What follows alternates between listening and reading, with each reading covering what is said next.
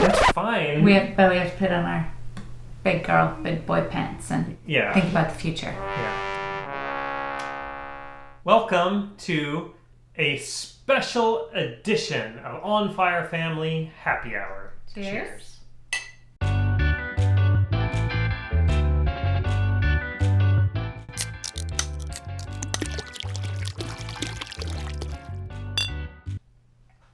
If you've been here before, you know that normally on Friday nights we get together, we pull up Yacht World, and we go shopping for our Great Loop boat for our family of 4. Tonight we have something a little bit different, and it is about how we're going about boat shopping for our Great Loop boat. There are some things that we had not considered as much. And as we get closer and closer, we're 15 months away from departing for our Great Loop, and we're getting really serious about making a boat selection and purchase that are factors that we didn't take maybe as seriously as probably they should have been. We love to talk about woodwork and soft furnishings and 3 staterooms and sun decks and dinghies and all these kinds of things. Yeah. Washers and dryers and nice to haves. But is that really what's important? I don't know. So as we've gotten closer and closer, we're getting more and more serious. We've reached out for some help in the buyer broker space and have some amazing help in that area. And so as we get closer and closer, we wanted to bring you along as well to let you know that maybe some of our thoughts have shifted in this amount of time. We tend towards, if you watched our videos before, vintage boats, what I call classic boats. Early 80s, mid 80s is kind of an area that, number one, fits our budget. Number two, we just like the style of those boats. We like teak and holly cabin sole. We like paneled teak interiors. We like large sun decks. We like the kind of boxier, geometric fiberglass boats. But is that the right choice? There have been some considerations, especially because of COVID. Things have changed in the boat buying market. That we have to take the nuts and bolts into consideration that we don't really want to. And it's surprising to me that we hadn't thought about this before, because he's Mr. List and he has a list for everything. But just as COVID couldn't have been predicted, the effects of COVID couldn't have been predicted. And so the boat buying market has changed, and the insurance market has changed, and the financing market has changed. And that affects every aspect of boat buying. Yeah. So our really bottom line is, should we follow our passion for these vintage, awesome, to us at least, boats, or should we buy a modern, what we've referred to in some of our earlier videos, like a spaceship style of boat, like 2001 or 2 or 3 newer, which are molded fiberglass, more modern cruisers. And the considerations really come down to, can we get insurance for the boats that we like? These older, classic boats. That's one of the big things that COVID changed. Like, half of the insurers dropped out, and it's harder and harder to get insurance. And so they don't want to insure the old boats. And it's not just, do we have to consider, can we get insurance for these boats, which we might be able to for several reasons. But can the person we want to sell it to get insured for the boat as well? Yeah, so that's a big one. And then also financing. So you can't get a loan for an old boat. It's more likely to break down. There's not as much value there for the bank to take back. Like, nobody wants to buy an old boat except us. And so if, not so much a concern for us because we're cash buyers, but if we want to sell it after our 1 year on the Great Loop, that can be an issue for folks. We have to worry about other people's financing, which is such a bummer, because we've been saving and saving and saving, so we don't have to worry as much about financing. But so to have to worry about other people's financing is just a buzzkill. And then there's also this kind of overriding question of, are we just nuts? Are we crazy people for liking these older boats?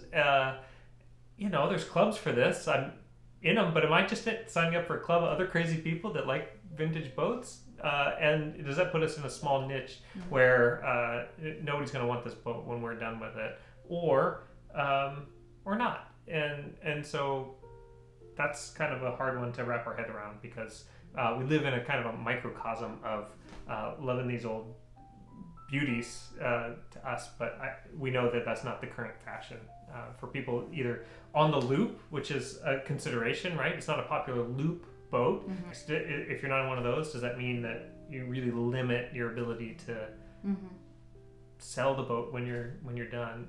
And maybe this puts us in a unique spot because we're on the West Coast, and so if we were on the loop and we bought our lifetime boat, that'd be one thing. But we're looking to buy a loop boat for the loop and then move back here to the West Coast. Without the boat. And people ask us all the time, well, what if you fall in love with your boat and shouldn't you bring it back? And it's just not feasible. Like there's no scenario where sailing it through the Panama Canal makes sense. There's limited possibilities for shipping it on a truck, a boat. Shipping it. There's shipping it on a truck, which is prohibitively expensive because of height. Mostly, you have to take the flybridge completely off these old 80s boats. Like, are you gonna do that? And then also, you could ship it on a ship. Ship a ship on a ship. You put it on the boat, and then it goes through the Panama Canal, and it comes up and drops it off. And that costs like half as much as the boat costs. So that's probably not worth it. Anyway, people ask that all the time. No, it's just not. He says no. No. But we have a tendency to buy things and fall in love with them and then not ever sell them. Yeah, but this is challenging that idea, right? Yeah. And so then, do you buy something that you intentionally aren't going to fall in love with, right? So you buy a spaceship boat, a 2001 something or other, and you do the loop, and you're not in love with it, and it's easier to let go. It's easier to let go. The other thing that kind of hinders us is we kind of want a popular boat to resell, because we want to start the Great Loop in like Lake Michigan area in the north. We want to do it for a year. We want to come back to that area, and then we want to sell it. But that fall, like, it freezes, so the boat's got to be hauled out. It's got to be, it's a limited market, dry stored, and we're worried that if we buy an 80s boat that nobody wants, that nobody can get financing, nobody can get insurance, that it'll just sit and we'll just keep writing checks and checks and checks. So that's the reason that we've been looking at newer boats, which also means more expensive boats. Yeah. And so which is feasible for us. It's just not, follow your passion, follow your heart. That's like, people always say, just you do you, man. And that's fine. We have to put on our big boy pants and think about the future. Yeah. So if we follow our heart and we do and we end up with an 80s boat in dry storage in Michigan for multiple seasons, and none of you want to buy the boat, then we're kind of stuck. Yeah. One time there was this example where I run a boat tour company here in Portland, Oregon, Portland Boat Tours, and I got to a kind of a crossroads where I could either buy another antique boat to do my tours, which is kind of the signature, or there was this surplus Disneyland boat. It's an electric boat, a Duffy covered thing. It looks like one of those where a hippo is going to jump up out of the water and you're going to shoot him. And I just thought, that's just not following my heart. That's not my passion. That's not what I wanted to do. You actually kind of really wanted it, but it went 4 miles an hour, and with current, it went 2 miles an hour. Yeah. And so I said no. We went up and we tried it, and we really... Anyway. It was fun because I had a great cover. But every single time I turn the key on the Chris Craft and I get like that whiff of oil and gasoline, and I can smell the varnish on a hot day, there's some part of me that connects with that is amazing, that I would not have had with that other boat.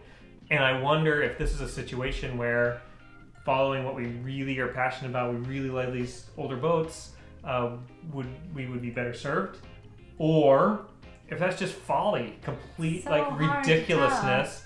And there's not like an authority that comes and smacks you on the head when you're making Well, bad boat choices. Is there a good boat choice? We're gonna pay a buyer broker to smack us on the head. That's right. I guess that's why you engage in that kind of thing. But anyway, that's the crossroads that we're at now. Right. Just like with the Disneyland boat versus the Chris Craft, we are at the crossroads of 80s vintage motor yacht with a huge sun deck, lots of woodwork, probably fraught with peril, probably older systems, probably spend a lot of time tinkering on it and working on it. Come up smelling like bottom problems.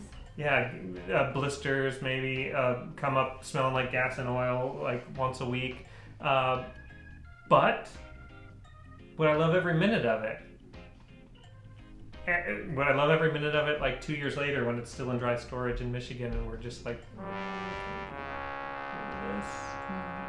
So anyway, that is our dilemma. So if you have insight, We would love to hear your comments. yeah, if you have wisdom in this area, you own one of these vintage motor yachts and love the pieces out of it, or you just think we're right on the precipice of utter peril here.